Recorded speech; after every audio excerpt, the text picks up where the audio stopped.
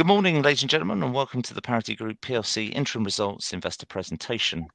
Throughout this presentation, investors will be in listen-only mode. Questions are encouraged and can be submitted at any time using the Q&A tab situated on the right-hand corner of your screen. Please just simply type in your question and press send.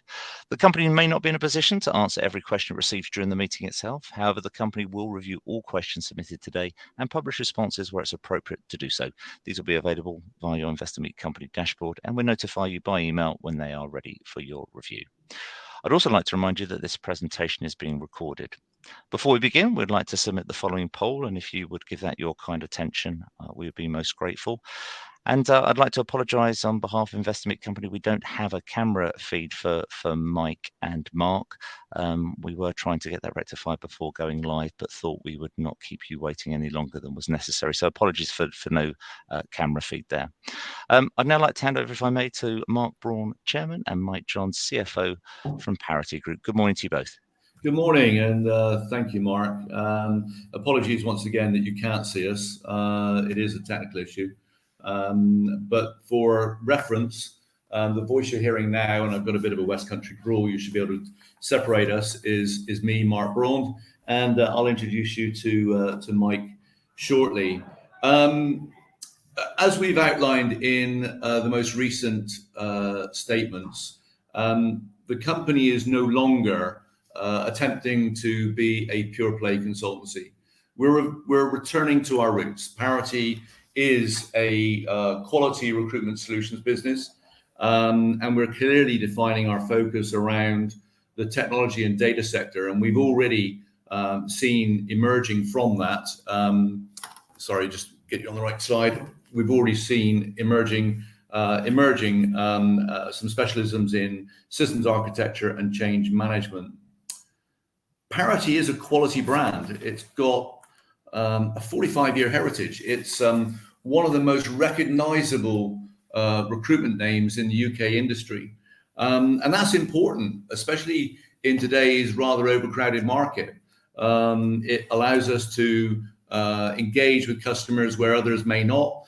And probably in today's environment, more importantly, it does open doors to candidates that are otherwise passive, i.e. working, happy in their jobs. And our job is to help persuade them that there may be a better opportunity somewhere else working for one of our clients. The majority of our revenue is from skilled contractors, either in medium to long-term contracts or through managed service programs or statements of work. And that's important because it does give us good visibility in terms of future revenues and income. Of that revenue, 75% of it comes from UK's public sector. The UK's public sector, certainly for the last 5 to 10 years, has been investing heavily in digital and change, markets that we at PARITY address. They're doing that in order to make government more productive and more efficient, and that doesn't seem to be changing. And therefore, it creates a resilient market for the kind of resources that PARITY provide. And it also provides a quality asset against which to generate working capital, which I'll let Mike give you a little bit more detail on shortly.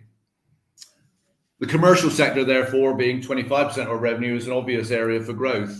The demand for technology skills of the likes that we provide, far outstripping the supply in that market, and therefore obviously providing a room for growth and for higher margins. PARITY also has a history of providing innovative and value-add services, and especially those that are important both in public sector and in the commercial sector. As we focus more on niche skills, these will be key, as will be our experience of working with large, complex customers. In the same way, so will be our fairly vast experience of working with compliance, and in particular, IR35.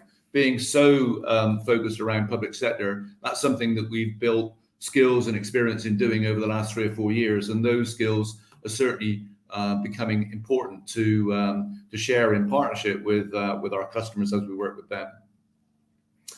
It's also easy, I think, because it's in the press today. The market is booming in terms of recruitment. there are over 1 million vacancies in the UK market alone, and not the skills to fill those roles.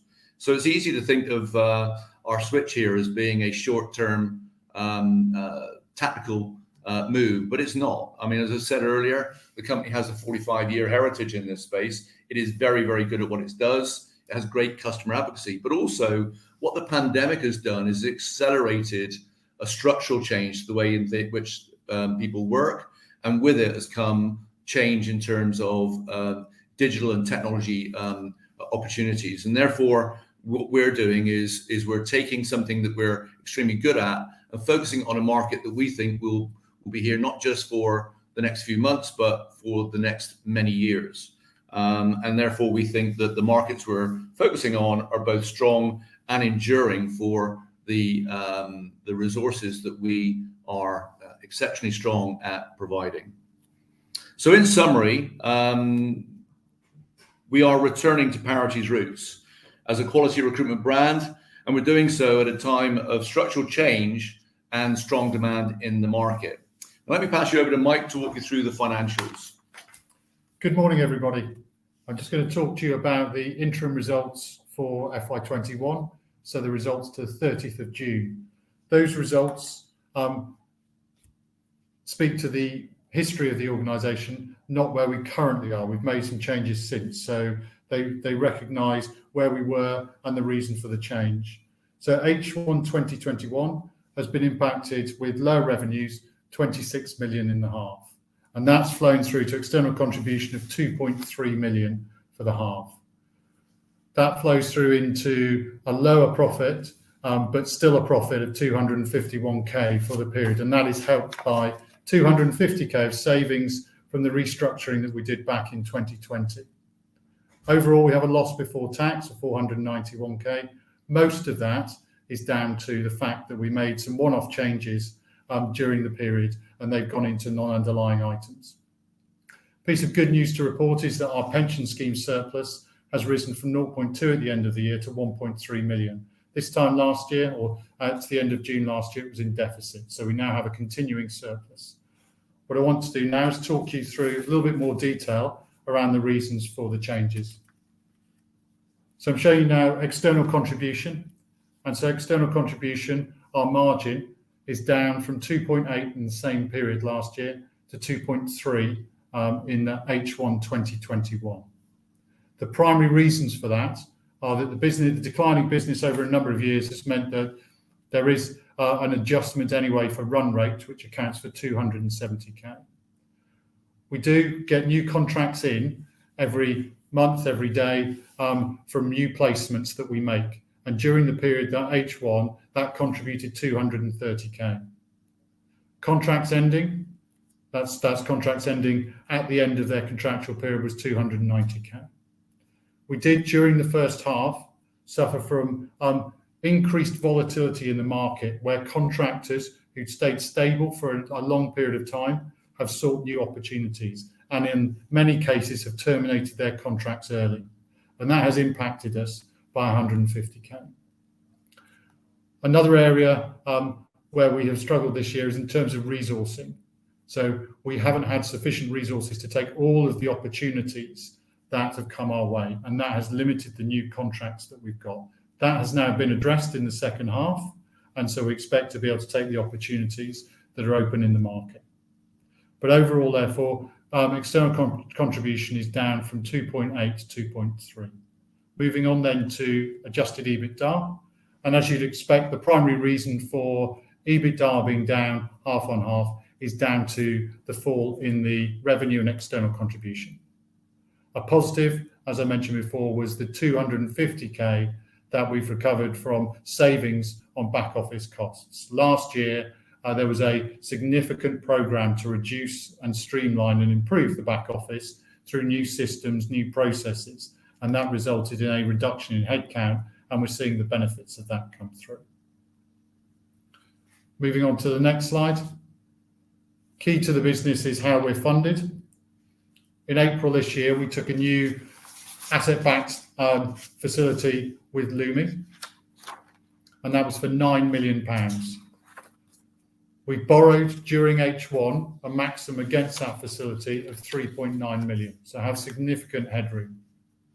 Lumi, our providers, see us as a key client with blue chip debtors. We have debtors, our primary clients are public sector and well-known names in the private sector. And with an average DSO of 21 days, it's a secure asset to borrow against. Moving on to the next slide. As I mentioned previously, with our pension's moved from a position of deficit to a position of surplus. And that's down to prudent management over many years of the pension and also continued contributions that Parity have made to that pension. Investment performance over the last 12 months has also been good and helped with that surplus. This increasing surplus gets us closer to the option of seeking a buyer for the pension scheme, an insurance company to buy that pension scheme. And we will look in the coming years as hopefully that surplus increases at the opportunities around this, so that we can take what is a long-standing obligation to Parity off the books. That will be hopefully within the next few years. Let me now hand back to Mark, who's going to continue on and tell you what we've been doing recently. Thank you, Mike. So immediate priorities, what have we done and what are we doing? So we communicated rapidly across the organization as soon as we'd made the strategic decision to move forward with the recruitment business. And to be brutally honest, it's gained really, really strong employee engagement. Everybody is quite excited. We have a relatively small team.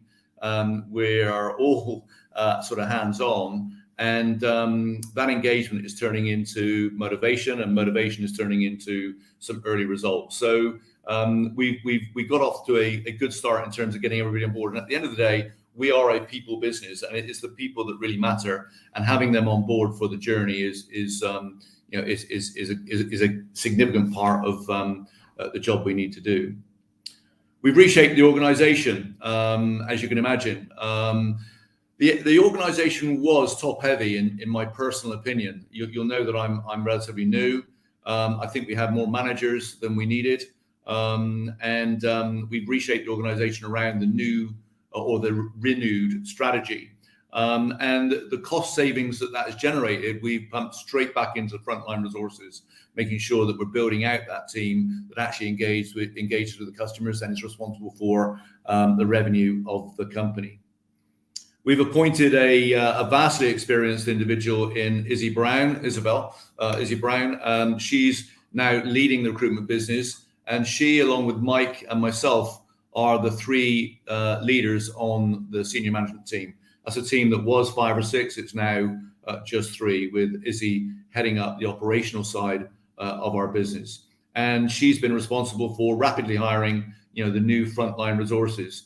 And as a result, what we've been doing is returning to bench strength our capability of working with our existing customer set, which has been fairly important, as the demand from them has been quite significant over the last 6 months. What we continue to action is really the new business side of things. We will be embarking on refocusing our marketing strategy. It's not fit for purpose. And whilst we've changed the homepage of our website, we need to do quite a bit more surgery on that to reflect the business that we are now. And we also intend to use some other more modern techniques in terms of marketing and sales automation. We will be building a sales-driven recruitment consultant team. What the industry tends to talk about as being 360 consultants.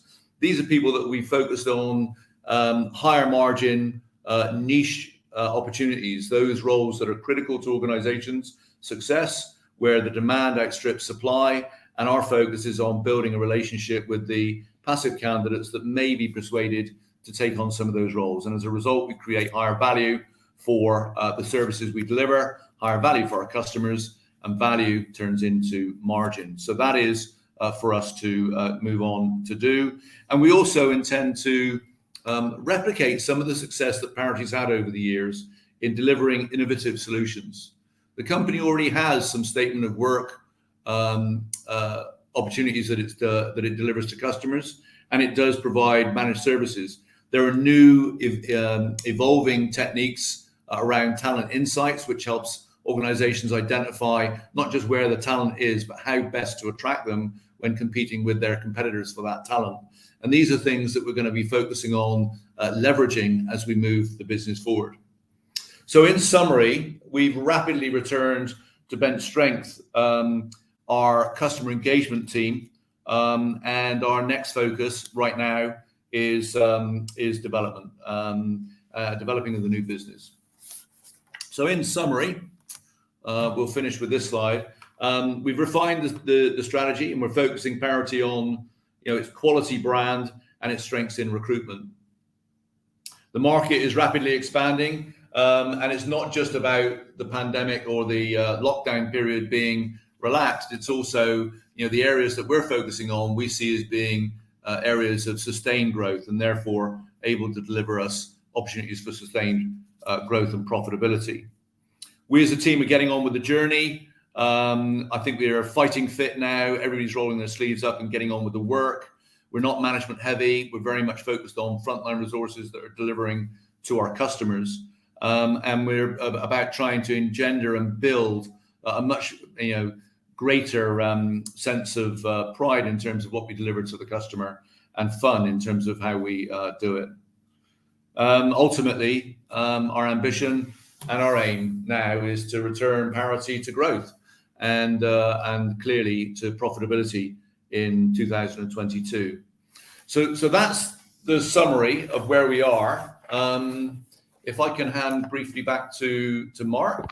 Of course you can. Thank you very much indeed, both to Mike and to Mark, for updating investors this morning.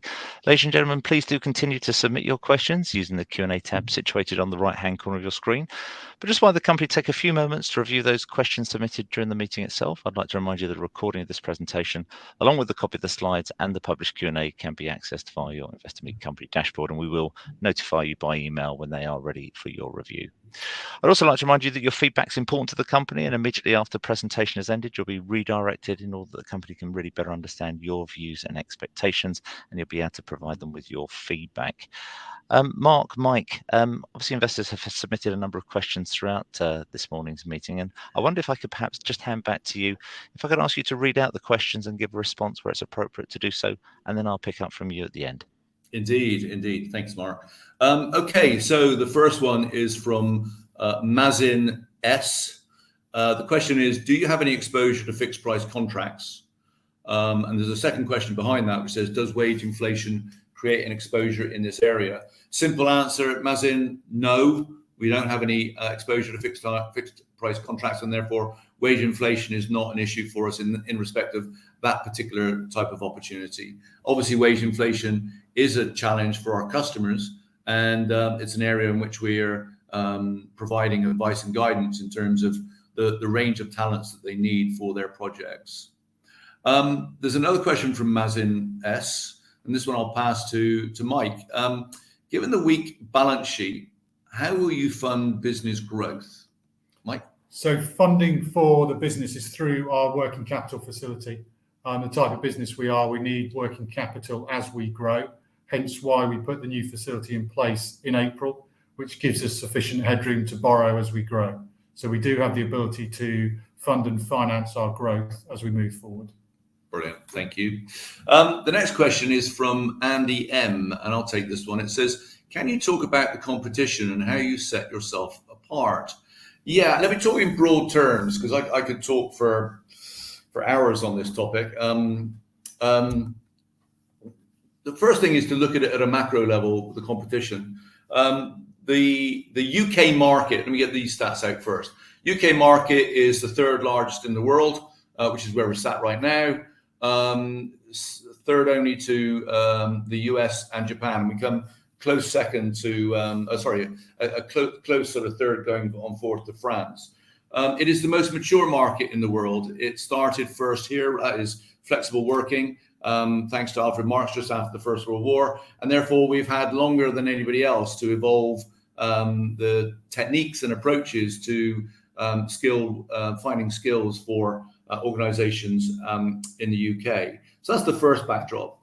The second one is that the market is, in my opinion, broadly split into three groups. One is the very biggest companies that provide a global proposition to organizations, and they're very much volume play. But that volume play is not just about price, it's about compliance. How can we help an organization make sure that the way in which they hire people into Japan is done with the same cultural perspectives as we do in the UK or in the US or wherever else. That's the very largest end of the market. And the company names that fall into that space are the organizations like Adecco and Randstad and Manpower and so on and so forth. And they provide at that sort of global or enterprise level, a very good service. You then have the second group, which are characterized by boutique players, but some of those boutique players now are globally relevant. That is the niche player, the player that is out there focused on very specific markets. And typically those markets are growing fast and where demand outstrips supply, and the resources that are being hired are actually critical to a company's success. Those organizations are focused on doing fewer placements, but at much higher margins, because the value they add to the customer is much greater. And then there's the third play, which is the digital play, the Upworks of this world, that are providing platforms on which allow candidates to dialogue directly with customers and vice versa, and create a hiring process there. So those are the three areas. Where do I see Parity playing? I see Parity playing in actually two of them, which is quite unusual. Very much in the UK, at a public sector level, which is a resilient market. We're a name and a known quantity. We deliver and have delivered for years, and we have great customer adoption and advocacy in that space. And the client and the candidates also rate the way in which we operate too. And I think it is that enduring brand that we are leveraging on to continue to deliver in that space. So that's more at the higher volume level where compliance is an issue, but so too is the access to the candidates. Where increasingly I think Parity will focus its efforts, though, is on the bespoke, narrower niche spaces, and we've indicated that in our presentation.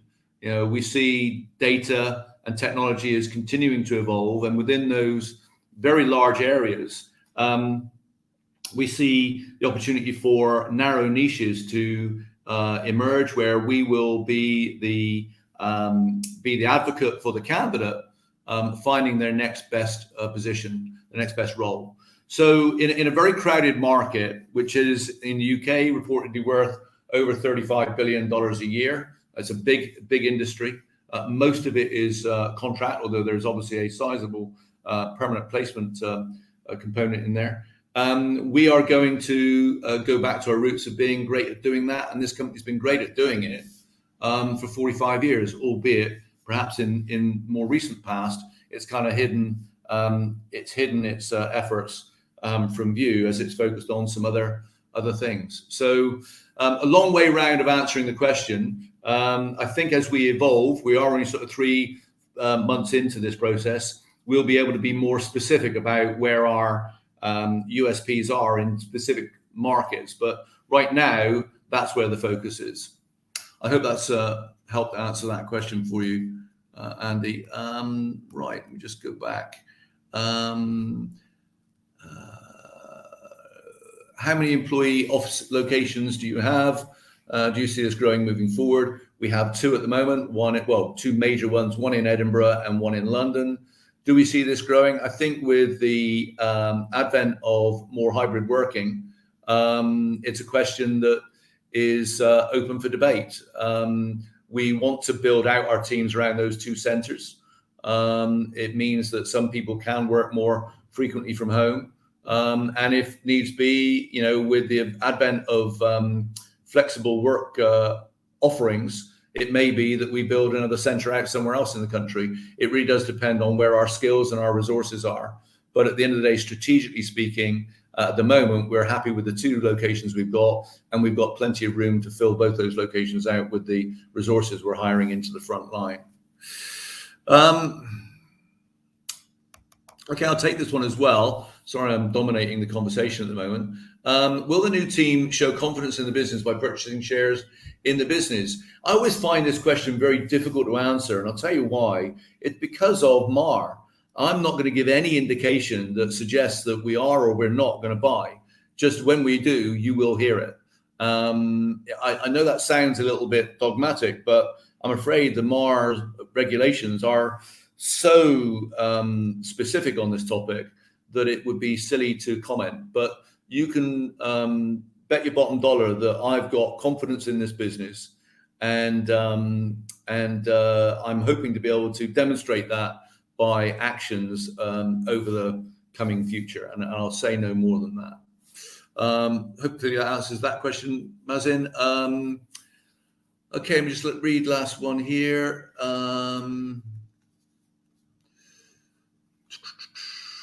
Sorry, I've just technical thing here again. Okay. Question from Ian J. You have successfully cut costs, but what investments do you need to make the business either in additional fee earners or internal systems to take the business to the next level?